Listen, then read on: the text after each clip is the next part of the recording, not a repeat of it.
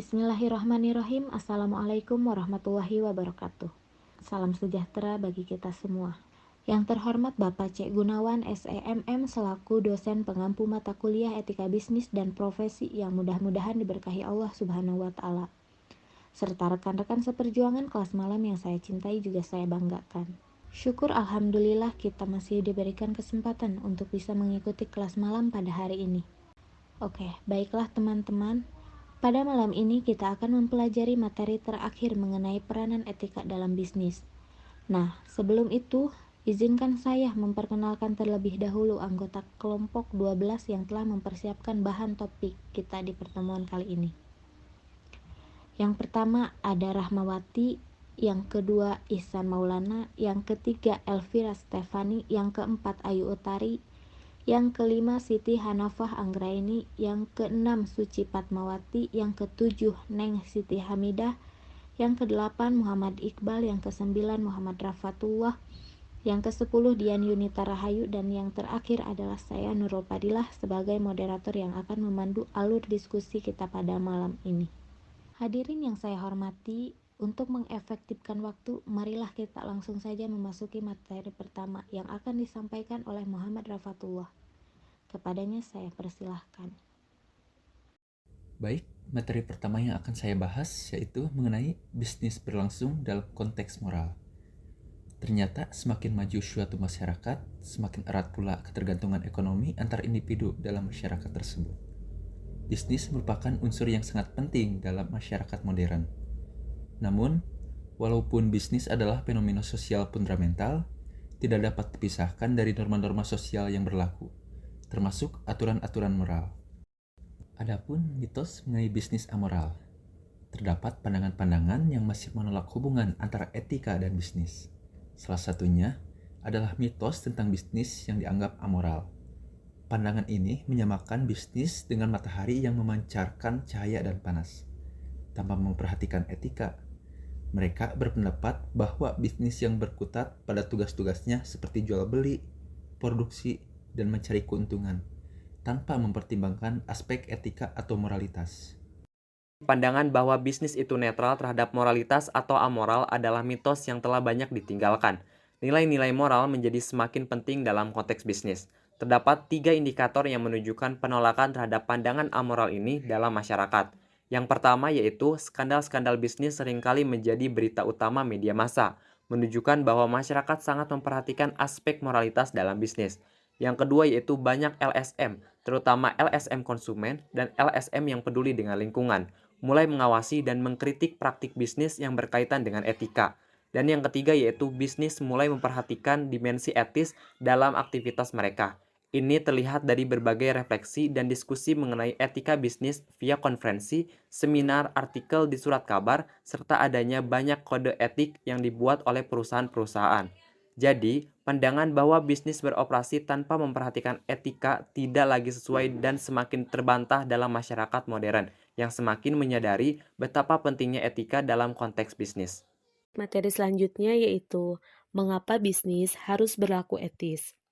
Dalam perusahaan sendiri, etika bisnis dapat membentuk suatu nilai, norma, dan perilaku karyawan serta pimpinan untuk menciptakan hubungan yang adil dan sehat, sehingga mendorong sikap tanggung jawab dalam menjalankan bisnisnya. Selain itu, juga menciptakan suasana profesional, saling menghormati, dan meningkatkan komunikasi. Ada 3 alasan utama yang mendasari kenapa sih bisnis itu harus berlaku etis. Yang pertama ada perspektif agama.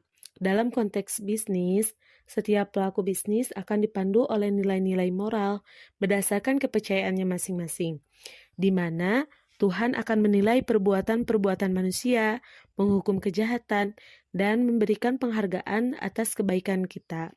Yang kedua, karena kontak sosial. Berarti kita sepakat untuk mematuhi norma dan nilai-nilai yang berlaku, yang dikaitkan dengan moralitas, yang berperan sebagai pelumas, yang membuat aktivitas bisnis dan seluruh aspek kehidupan masyarakat berjalan dengan lancar, dan berfungsi sebagai perekat yang menyatukan individu-individu dalam dunia bisnis dan seluruh masyarakat. Yang ketiga, karena keutamaan. Seseorang yang berperilaku etis dianggap baik secara keseluruhan karena menjalankan pekerjaannya dengan baik dan jujur. Yang selanjutnya yaitu manfaat mematuhi kode etik perusahaan. Sebelum itu, kode etik perusahaan sendiri adalah seperangkat pedoman internal yang mengikat di lingkungan perusahaan yang mencakup nilai-nilai, etika bisnis, etika kerja, dan norma-norma terkait kepatutan serta kepatuhan kita terhadap kebijakan dan peraturan yang telah ditetapkan oleh perusahaan dan hukum yang berlaku di Indonesia. Dengan menerapkan etika bisnis sendiri dalam perusahaan, perusahaan dapat membentuk karakter dan perilaku para pekerja menjadi dasar untuk bersikap profesional dan bertindak positif. Manfaat mematuhi kode etik di perusahaan. Sebenarnya ada banyak, cuman yang saya akan bahas ada 5. Yang pertama yaitu meningkatkan reputasi karyawan. Dengan berperilaku baik dan memegang nilai-nilai moral, perusahaan dapat membangun reputasi yang positif. Yang kedua yaitu menciptakan lingkungan kerja yang positif. Karena dengan menerapkan etika perusahaan, mampu menciptakan lingkungan kerja yang aman dan nyaman. Yang ketiga yaitu memelihara kepuasan pelanggan. Perusahaan yang menjalankan etika bisnisnya dengan baik, maka akan mendapatkan penilaian positif dari pelanggannya. Karena menjaga tingkat kepuasan pelanggan berdasarkan pelayanan dan kinerja yang dilakukan. Yang keempat ada memperkuat hubungan dengan stakeholder. Karena etika bisnis membantu membangun hubungan yang kuat dengan semua pihak yang terkait melalui hubungan yang baik yang nantinya menguntungkan bagi perusahaan itu sendiri. Yang kelima yaitu meningkatkan motivasi dan produktivitas karyawan. Prinsip-prinsip moral yang diterapkan di perusahaan menciptakan karyawan untuk berkontribusi secara positif tanpa memandang latar belakang seseorang. Selanjutnya yaitu dengan cara penyusunan kode etik di perusahaan. Penyusunan kode etik di perusahaan melibatkan berbagai tahap dan partisipasi dari berbagai pihak yang terlibat dalam menentukan aturan dan pedoman tertentu. Kode etik dalam perusahaan bisa sangat berbeda dengan kode etik yang berlaku di lembaga pemerintahan, sehingga perlu disesuaikan dengan konteks dan kebutuhan spesifik. Yang pertama ada langkah-langkah menyusun kode etik, yaitu dengan menentukan norma-norma, pertimbangan nilai dan budaya, konsultasi dengan meminta pendapat untuk kode etik yang baik dan benar, keterlibatan lebih banyak pihak, dan perkuat proses penyusunan kode etik. Yang kelima, menyusun ruang lingkup dan batasan kode etik untuk mengklarifikasi perilaku yang sudah diatur. Selanjutnya yang terakhir, penjelasan pelanggaran, yaitu dengan mendeskripsikan secara jelas konsekuensinya dari pelanggaran kode etik agar semua pihak memahami aturan dan konsekuensinya. Selanjutnya yang kedua, ada penerapan kode etik di perusahaan. Dalam pelaksanaannya, kode etik umumnya dikelola oleh Departemen Sumber Daya Manusia atau Human Resource. Mereka bertanggung jawab untuk mengkomunikasikan dan menerapkan kode etik di lingkungan perusahaan, serta mengawasi dan melaporkan pelanggaran kode etik jika terjadi. Ada berbagai media yang digunakan untuk mengimplementasikan kode etik, termasuk video, banner, media interaktif lainnya. Hal ini dilakukan untuk memastikan perusahaan memiliki budaya yang positif dan menjaga hubungan yang dinamis serta harmonis. Selanjutnya yang ketiga ada pengawasan dan evaluasi kode etik.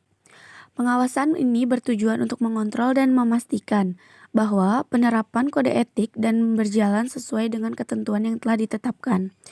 Tujuannya adalah agar kode etik tetap ditaati perusahaan untuk membangun citra yang profesional dan positif. Setelah kode etik diterapkan, penting untuk melakukan evaluasi untuk menilai apakah ketentuannya telah dijalankan dengan baik atau apakah ada perubahan yang perlu dilakukan. Evaluasi dapat dilakukan melalui survei dengan menggunakan kuesioner sebagai alat penilaiannya. Data yang diperoleh dari survei ini akan digunakan sebagai dasar untuk pertimbangan dan penilaian terhadap kode etik yang ada. Kode etik good business atau etika baik bisnis baik. Artinya, etika ini menjadi dasar untuk segala tindakan dalam berbisnis. Etika sangat mempengaruhi tingkat kepercayaan dalam elemen-elemen bisnis. Seperti salah satunya yaitu perusahaan dengan konsumen. Elemen-elemen ini harus menerapkan etika agar kepercayaan satu sama lain dapat terjaga dengan baik.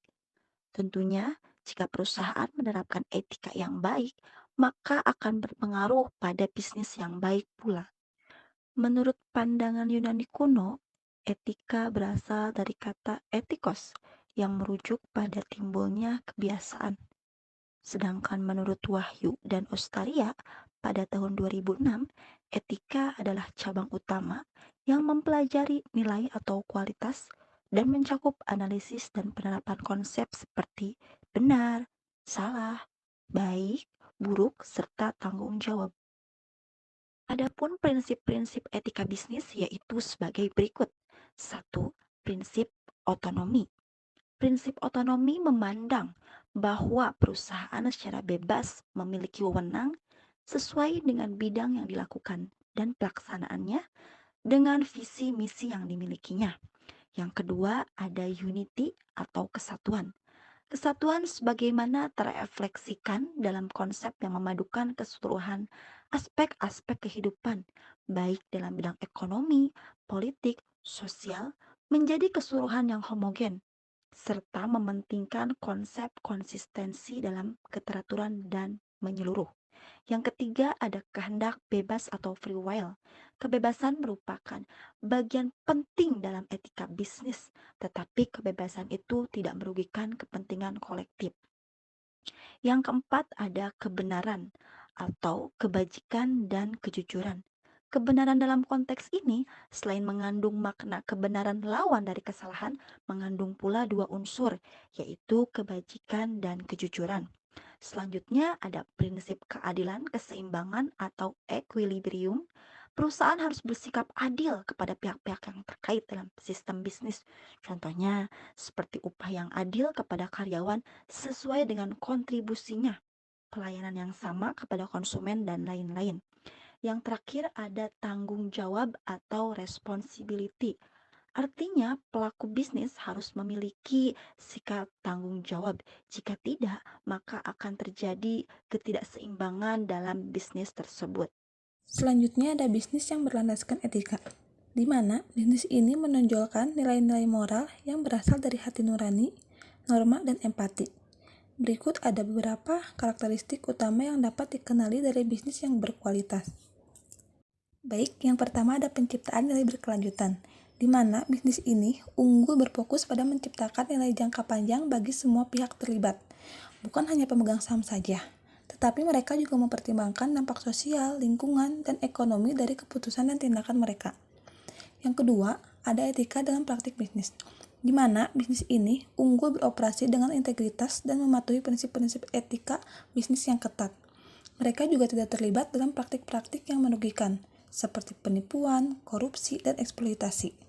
Yang ketiga, ada perhatian terhadap pemangku kepentingan, atau sering disebut juga stakeholder, di mana mereka menyadari bahwa bisnis bukan hanya tentang menghasilkan keuntungan bagi pemegang saham, tetapi juga tentang memenuhi kebutuhan dan kepentingan semua pemangku kepentingan, termasuk karyawan, pelanggan, masyarakat, dan lingkungan. Yang keempat, ada pengembangan potensi karyawan, di mana bisnis ini unggul menghargai karyawan mereka sebagai aset berharga dan memberikan kesempatan untuk pertumbuhan pribadi dan profesional. Mereka juga menciptakan lingkungan kerja yang mendukung perkembangan karyawan. Yang kelima ada kolaborasi bisnis, di mana bisnis ini unggul sering berkolaborasi dengan pihak eksternal, seperti organisasi nirlaba, pemerintah, dan komunitas, untuk menciptakan dampak positif yang lebih besar. Yang keenam, ada peningkatan berkelanjutan. Mereka selalu berusaha untuk meningkatkan praktik bisnis, termasuk mengurangi dampak lingkungan, meningkatkan efisiensi, dan mengurangi ketidaksetaraan sosial. Yang ketujuh, ada transparansi dan akuntabilitas, di mana bisnis ini unggul transparan tentang praktik bisnis mereka dan siap bertanggung jawab atas tindakan mereka. Mereka juga mengukur dan melaporkan dampak sosial dan lingkungan mereka. Yang kedelapan, ada inovasi berkelanjutan. Mereka juga mendorong inovasi yang bertujuan untuk menciptakan produk dan layanan yang lebih baik, baik dari segi kualitas maupun dampak positifnya.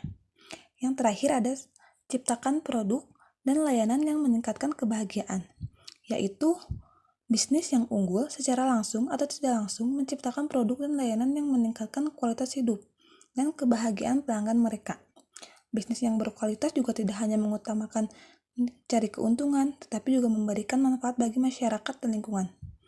Mungkin mereka juga mengintegrasikan etika, tanggung jawab sosial, dan pemikiran jangka panjang dalam semua aspek operasi mereka. Selain itu, bisnis yang berkualitas juga memerlukan strategi yang penting untuk mencapai tujuan bisnis yang baik.